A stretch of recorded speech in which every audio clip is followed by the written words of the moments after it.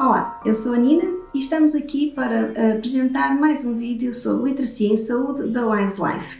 Nesta conversa iremos falar sobre saúde mental e diabetes e para isso temos connosco a psicóloga Marlene Coelho, que hoje nos vai ajudar a perceber melhor de que forma a saúde mental influencia a diabetes. Olá Marlene, bem-vinda. Olá Nina, muito obrigada pelo convite. Podemos então começar esta conversa falando um bocadinho de que forma as pessoas conseguem gerir o diagnóstico inicial de diabetes? O diagnóstico da diabetes traz consigo um grande impacto na vida do doente e deve-se fundamentalmente a duas situações. A primeira relacionada com o choque inicial, a reação que a pessoa tem, porque de repente vê-se confrontada com uma doença crónica que não tem cura e que vai persistir durante toda a vida. Nesta fase poderá ser normal ter sentimentos de frustração, raiva, angústia, isto é perfeitamente normal. A outra situação deve-se essencialmente ao impacto que esta doença tem na vida da pessoa e as consequentes alterações ao estilo de vida. De repente a pessoa vê-se numa situação de perda de controle sobre a sua saúde, sobre a sua vida. A pessoa é confrontada com uma nova realidade que lhe vai trazer grandes consequências na sua dinâmica. Claro, mas certamente também as pessoas vão reagir de forma diferente conforme as suas características. Sim, a forma como cada pessoa reage ao diagnóstico depende de variáveis pessoais, de fatores individuais, como por exemplo os fatores socioculturais, o contexto em que a pessoa está inserida, a idade, traços de personalidade, se uma pessoa tem uma tendência a ser otimista ou pessimista. Depende também do tipo de diagnóstico, se é um diagnóstico de diabetes tipo 1 ou tipo 2, dos sintomas prévios ao diagnóstico, se existem casos na família de diabetes, o conhecimento que a pessoa já tem sobre a diabetes, tudo isto vai influenciar a forma como a pessoa reage ao diagnóstico.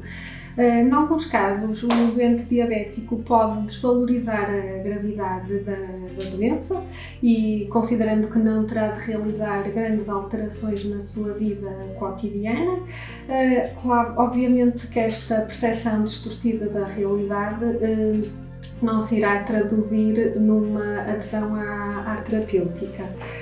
Já noutros casos, outros doentes podem se sentir revoltados e externalizar esta revolta e agressividade, recusando-se a aderir ao tratamento prescrito.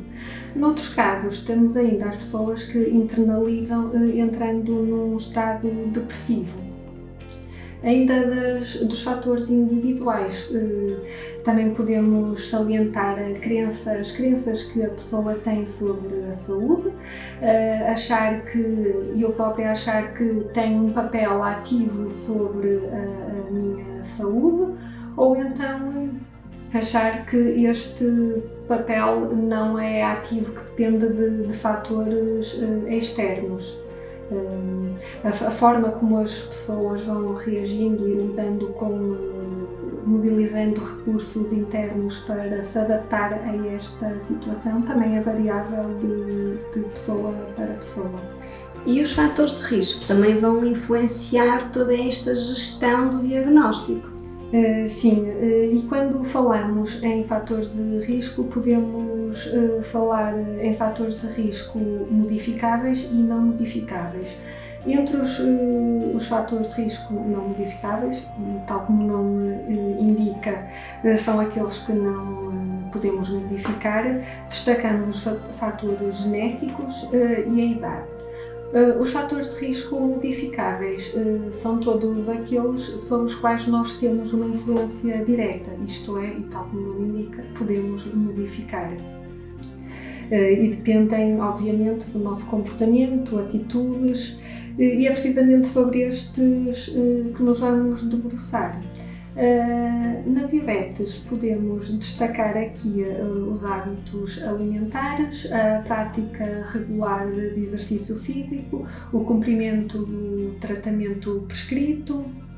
Obviamente que quando falamos em diabetes e lidar com a diabetes, e tudo isto inclui o aprender sobre a doença, desenvolver novas competências, a capacidade de resolução de problemas, adaptação de novos hábitos, como já foram referidos, alimentares e prática de exercício físico, que tornará a pessoa permitirá que a pessoa seja mais saudável. E aqui a motivação será certamente crucial. Existe alguma maneira de ajudarmos os pacientes a estarem mais motivados para esta mudança?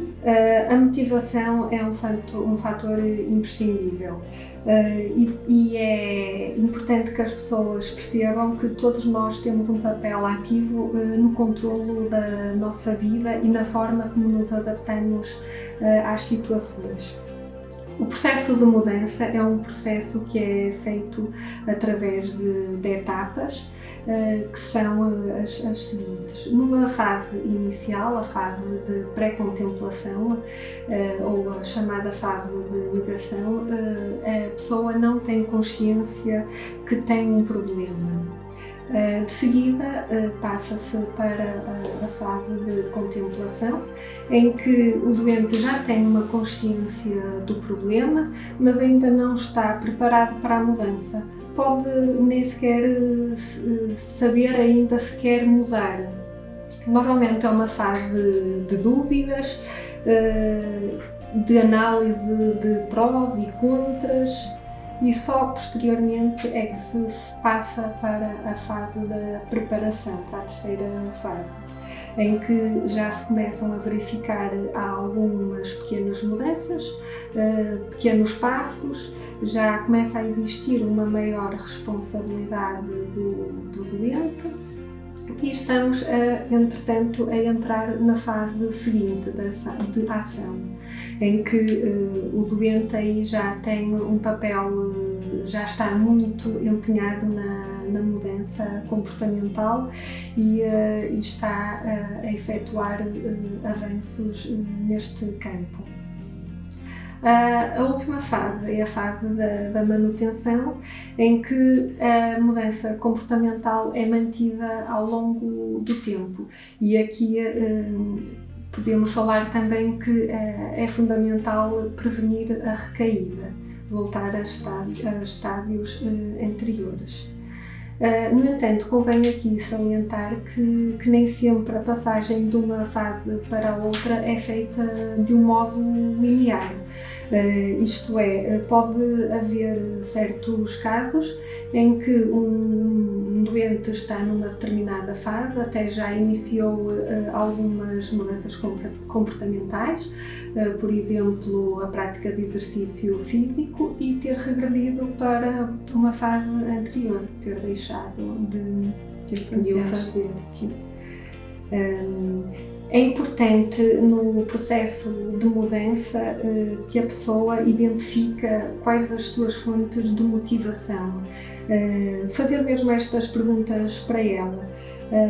Quais são as vantagens que eu tenho em mudar? Que benefícios é que isto me poderá trazer? Podemos também destacar aqui duas formas de motivação, a motivação interna e a motivação externa. A motivação interna é aquela que parte de nós próprios. Nós estamos a fazer algo porque faz sentido para nós. A motivação externa é aquela que é motivada por outras condicionantes externas, está relacionada com a aquisição de ganhos ou por exemplo, o reconhecimento externo. Obviamente que aqui pretende-se que a motivação seja interna para que a mudança seja mais... perdure no tempo. Exatamente. É importante também, ainda no seguimento da motivação, falar na necessidade de estabelecer objetivos. A pessoa poderá estabelecer um objetivo final e, para o alcance desse objetivo, compartimentalizá-lo em objetivos intermédios. Sim, exatamente. É fundamental que esses objetivos sejam realistas, mensuráveis, que os possamos medir e estejam definidos no tempo. É importante a pessoa perguntar-se para ela própria: o que é que posso fazer para atingir este objetivo?